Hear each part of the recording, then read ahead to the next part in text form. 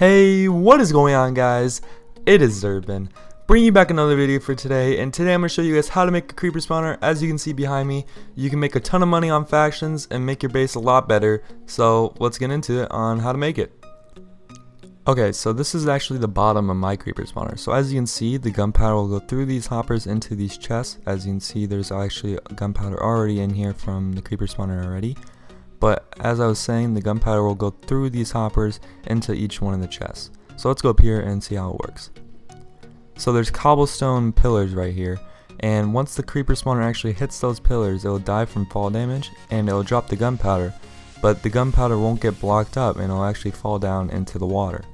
So if you actually go down here, all the water is pointing towards these hoppers. Even on the sides right here, it'll be pointing down here and it'll fall, go into the hopper, and then you can get it down below and collect it.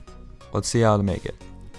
For the first step, you're going to want to make a 16 by 16 base or platform. Doesn't matter how high it is, it has to be over 40, I'm pretty sure. But all you're going to need for this is a trap chest, a chest, stone, a creeper spawner itself, cobblestone wall, hopper, water bucket, and a sign. That's all you're going to need for this. Very simple, very easy. Next step is you're going to actually want to build the ceiling.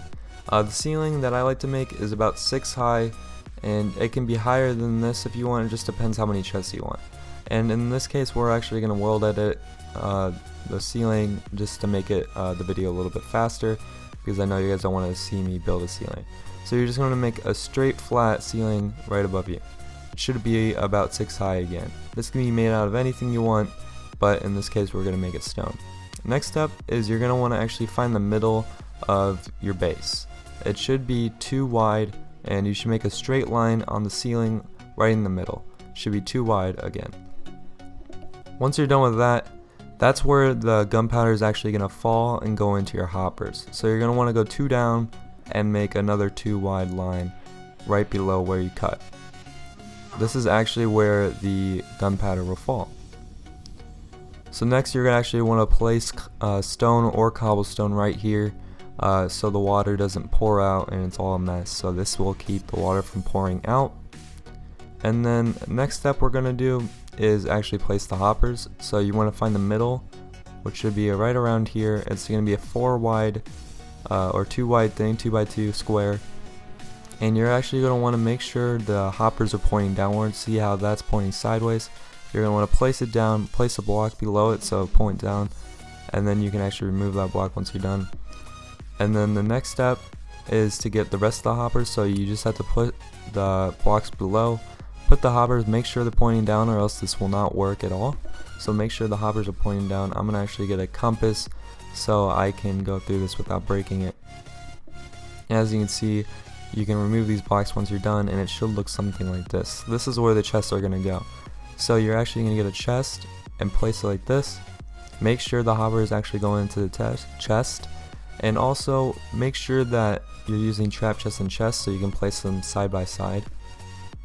So after you're done, it should look like something like this. Next, I'm going to place a piece of stone. That's where the hopper is going to be, and then you want to do the trap chest and chest thing again, as so. This is where the gunpowder is actually going to fall into, and this is where you can collect it. So next you're going to want to place the rest of the hoppers. Make sure you're crouched and putting them in the chest, actually the hopper tip into the chest. And once you're done, it should look something like this. This is where you're going to collect it, and it's very simple as that. Next we're going to actually get these signs for the sides. This is going to make it so once the water is pouring down from the sides, it will actually stop the water so the rest of the water can go towards the hoppers. I know that's not going to make sense, but it will make sense once you guys see it. So you're just going to place signs on every single block on both sides. This is again to stop the water. It doesn't have to be there, you don't have to type on it or anything, just a plain sign. If you do accidentally type on it, it doesn't matter. Hopefully you guys already know that.